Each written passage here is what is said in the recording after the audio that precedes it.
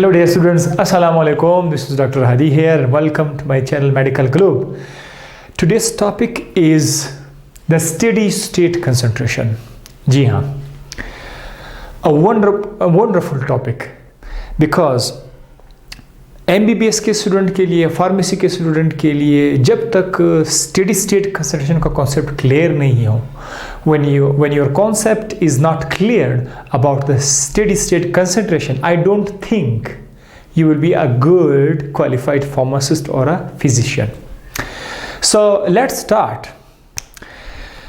Steady state concentration का definition क्या है? Number one, what is the definition? And most important, the purpose.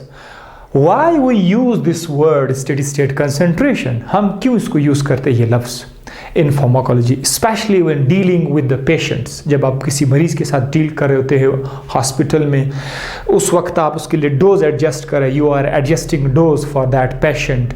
So you must know the concept of steady state concentration. Okay, so first come to the definition. The definition consists of just two lines, and that is when the rate of administration of a drug is equal to the rate of elimination. कैसे? ये हमारे पास एक patient है. We have a patient, let's suppose, and ये मरीज है. आप उसको ड्रग दे रहे हैं. आप ड्रग जो दे रहे हैं, you are administering the drug. That is called the input. And we also know जो ड्रग आप पेशेंट को देते हैं, the drug that you administer to the patient usually does not stay inside the body for a very long time. ज़्यादा अरसे तक ये इसके जिस्म के अंदर स्टे नहीं करता. अपना असर शो करने के बाद ड्रग ने बाहर निकलना है. After showing its pharmacological effect, the drug has to leave the body. तो जो ड्रग बाहर निकल रहा है, this is called as output. Okay, today I'm just trying to deliver this idea in Urdu as well as in English. Yeah, ताकि दोनों को समझ आ जाए. So इनपुट का अपना एक रफ्तार हो सकता है. There may be the rate. Rate means you are doing anything with respect to time. Time के एतबार से आप जो कुछ कर रहे हैं, इनपुट का जो रेट है किस रफ्तार से. मिसाल के तौर पर let's suppose you are administering 5 milligram. You are administering 5 milligram in each hour, in 1 hour. एक घंटे में आप 5 मिलीग्राम का ड्रग दे रहे हैं. ये आपका इनपुट है. हर घंटे में आप ये दे रहे हैं. हर एक घंटे के बाद आप 5 मिलीग्राम का ड्रग दे रहे हैं. सो ये आपका इनपुट है. और जब आउटपुट में जो ड्रग निकल रहा है, जाहिर है कुछ अमाउंट का तो ड्रग निकल रहा होगा. लेट्स सपोज वो जो ड्रग आप निकाल रहे हैं वो 5 मिलीग्राम इन 1 आवर. एक घंटे में उससे 5 मिलीग्राम उधर से निकल रहा है. If you observe this kind of situation, if you see this kind of situation where the input of the drug, जो आप ड्रग दे रहे हैं, it become equal to the output. जितना ड्रग निकल बाहर जा रहे हैं उसकी इक्वल हो जाए. This condition is called as steady state concentration. That was the definition. But ऐसा हम करते क्यों हैं? Why? इसके पीछे एक बहुत important reason है. वो रीज़न ये है कि असल में हम आते हैं पर्पस की तरफ. Now why we study that steady state concentration. हमें एक doctor, a pharmacist doctor, why he और she desires to get the steady state concentration. A steady state concentration is actually a fix amount, a fix concentration of the drug. एक मरीज के जिस्म के अंदर drug की एक ऐसी अमाउंट जो ऊपर नीचे नहीं हो रहा हो. आप बोलोगे कि किस तरह से? ये देखो, जब हम कोई ड्रग देते हैं किसी पेशेंट को, ये मेरे पास एक ग्राफ है. टाइम 0 टाइम 1 2 3 4 5 ठीक है, टाइम के एतबार से घंटे चल रहे हैं।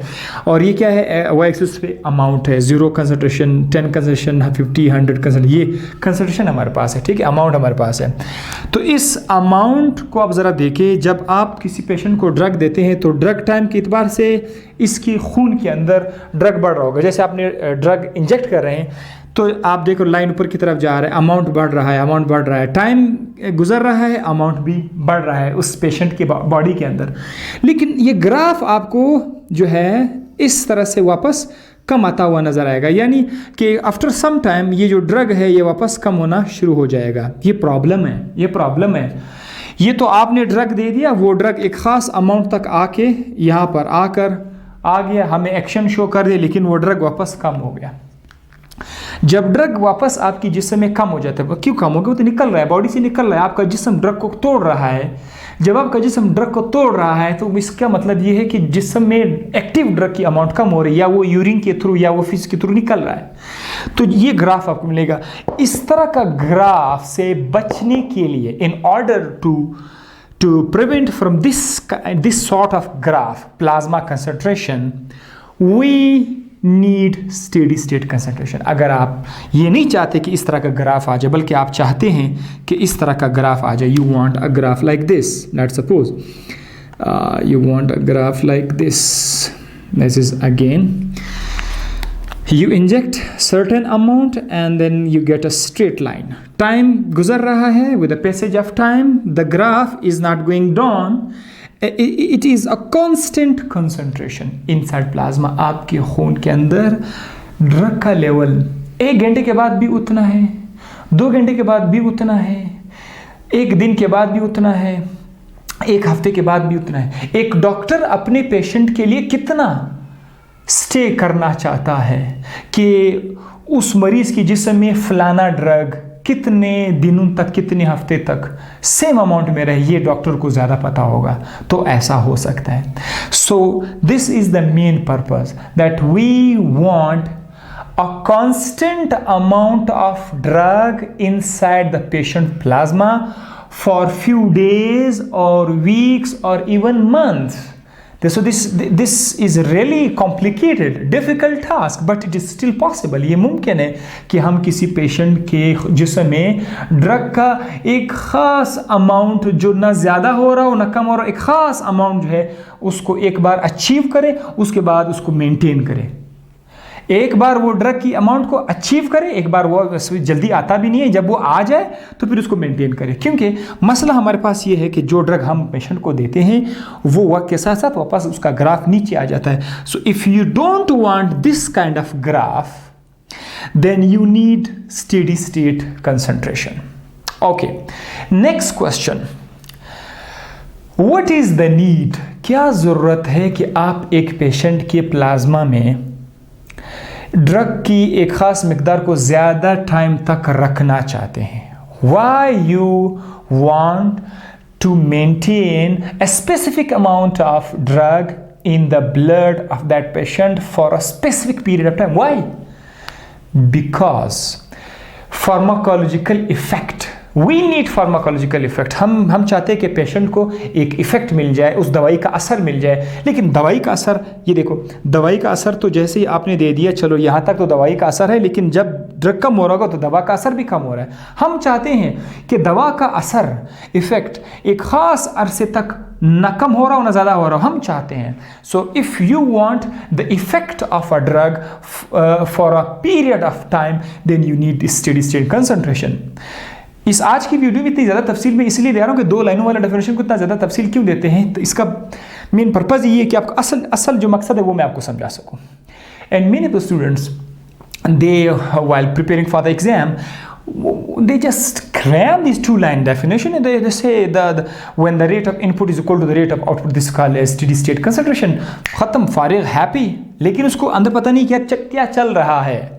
यही तो वजह है कि हमारे यहाँ अक्सर स्टूडेंट जो है ना वो फार्मेसी में इस फील्ड में नहीं आ सकते, बायो फार्मास्यूटिक फील्ड में नहीं सकते। This is one of the wonderful field, ठीक है।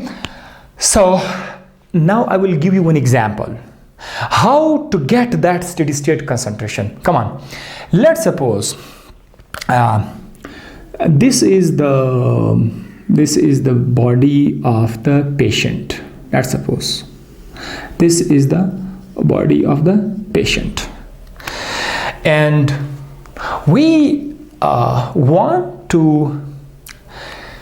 establish around 100 milligram of the drug in his or her plasma. हम चाहते हैं कि इस मरीज की बॉडी के अंदर 100 मिलीग्राम का ड्रग आ जाए once the 100 milligram comes, and then the same amount is sustained, right?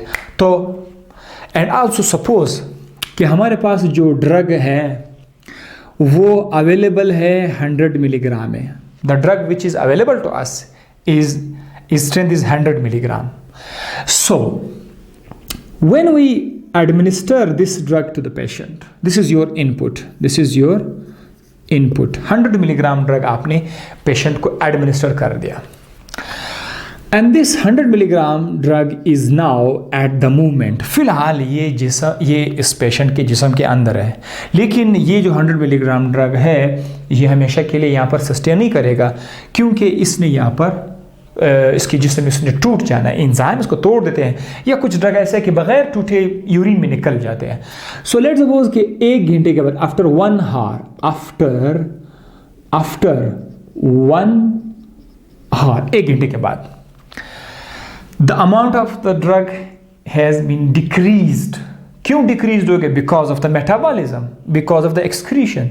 तो जो ड्रग निकल गया हमारे पास 50 मिलीग्राम जो ड्रग है वो 1 घंटे के बाद निकल गया.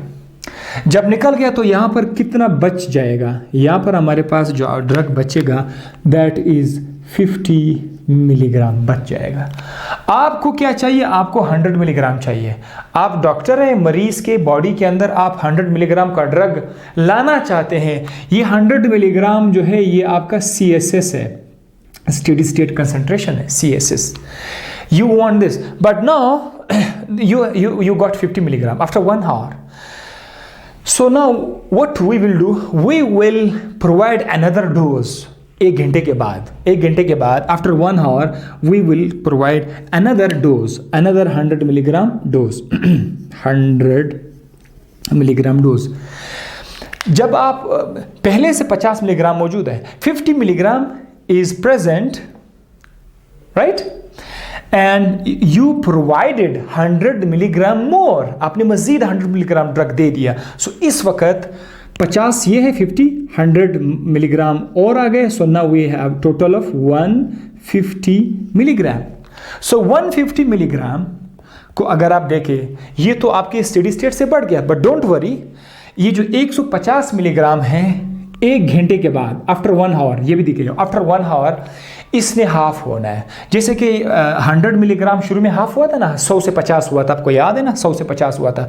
अब ये जो 150 मिलीग्राम है इसने भी 1 घंटे के बाद इसने हाफ होना है. जैसे कि ये आप समझे कि इसका हाफ लाइफ है, हाफ लाइफ, ठीक है. हाफ लाइफ में का मतलब क्या है कि वो टाइम जिसमें किसी ड्रग का कंसंट्रेशन हाफ हो जाए, तो इसका हाफ लाइफ 1 घंटा है, हर 1 घंटे के बाद इसका अमाउंट हाफ हो जाएगा. सो 150 का हाफ कितना हो जाएगा? That is 2 7s are 14, 2 5s are 10. So now we got 75 milligram.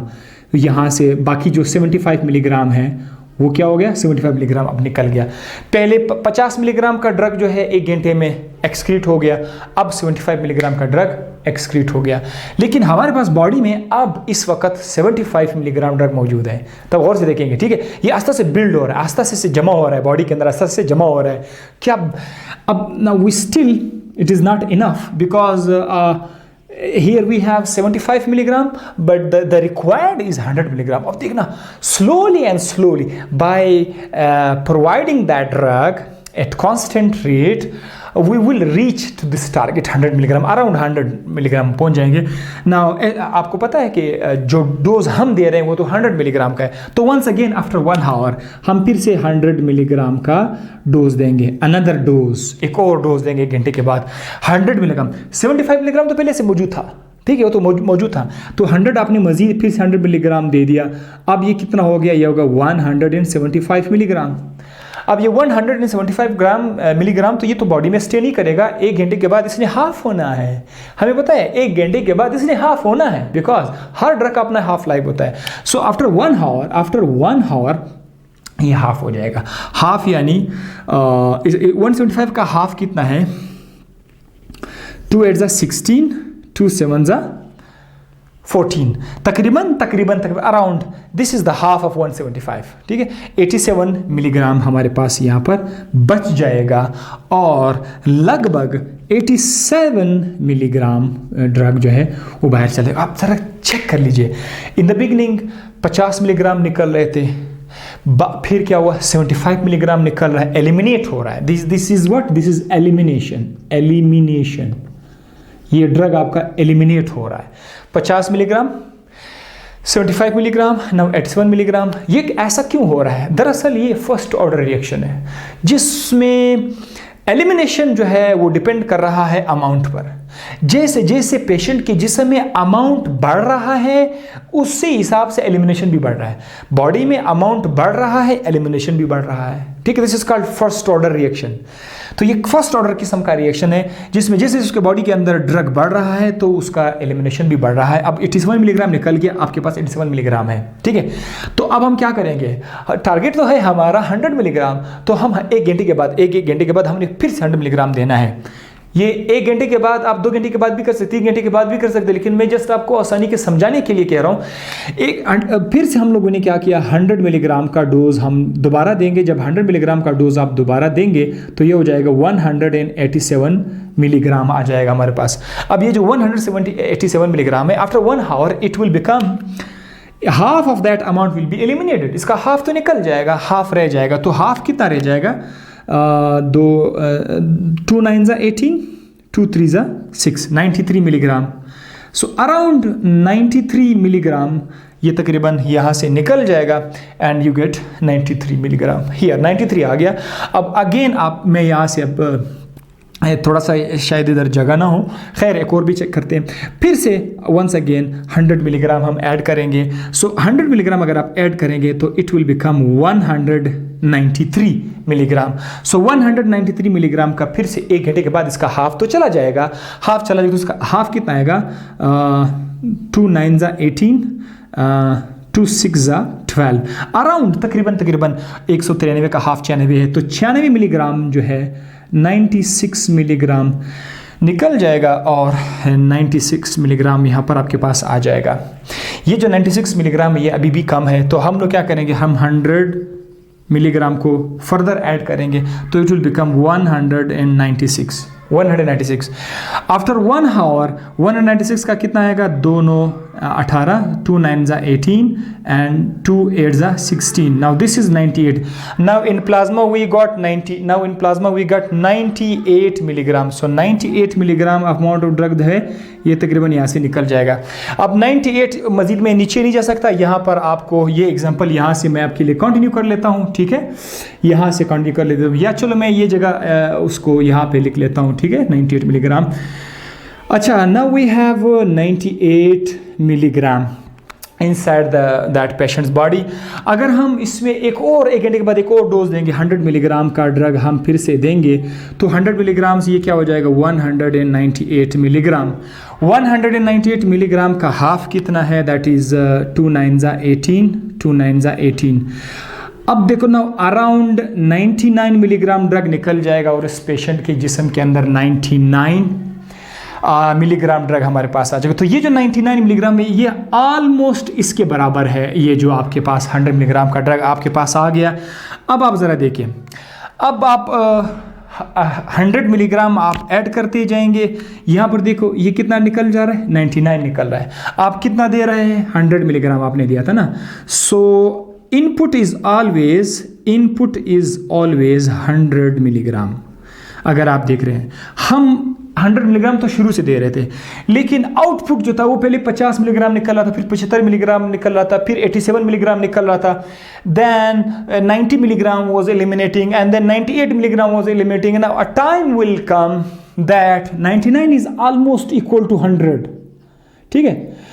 अब एक सिचुएशन आ गया जिसमें जितना ड्रग आप डाल रहे हैं, इतना आसानी से तो नहीं हुआ, कितने टाइम के बाद हमें ये आखिरकार मिला। जितना ड्रग इंटर हो रहा है उतना ड्रग बाहर निकल रहा है। So this situation is called a steady state concentration and the target concentration is that this one, this is our target concentration. Now अगर आप इसी रफ्तार से ड्रग दिया करोगे तो एक दिन के बाद, एक हफ्ते के बाद, एक महीने के बाद इसकी जिसमें 99 का ड्रग रहेगा मिलीग्राम। ये जो 99 मिलीग्राम का ड्रग है ये आपकी मर्जी के हिसाब से महीनों तक रहेगा इसकी बॉडी में, ये मेंटेन रहेगा और एक कांस्टेंट इफेक्ट भी आपको मिल जाएगा। तो आई होप कि आपको ये समझ आ गया होगा स्टेडी स्टेट कंसंट्रेशन। में एक बार फिर आपको बताता हूँ कि स्टेडी स्टेट कंसंट्रेशन का डेफिनेशन क्या है। जब आप किसी पेशेंट को ड्रग दे रहे हैं तो वो जिस रफ्तार से आप ड्रग दे रहे हैं अगर उसी रफ्तार से ड्रग निकल रहे हैं तो इस प्रोसेस को बोलते हैं स्टेडी स्टेट कंसंट्रेशन। ये हम क्यों दे रहे हैं? ये हम इसलिए दे रहे हैं ताकि मरीज के जिस्म के अंदर ड्रग की एक ख़ास अमाउंट आ जाए और वो फिर कम नहीं हो रहा हो, ना वो ज़्यादा हो रहा हो, वो एक ख़ास अरसे तक उसकी बॉडी में स्टे करे। और उसके जिस्म में हम क्यों ये लाना चाहते हैं, इसका फ़ायदा ये है कि फार्माकोलॉजिकल इफ़ेक्ट हमें चाहिए।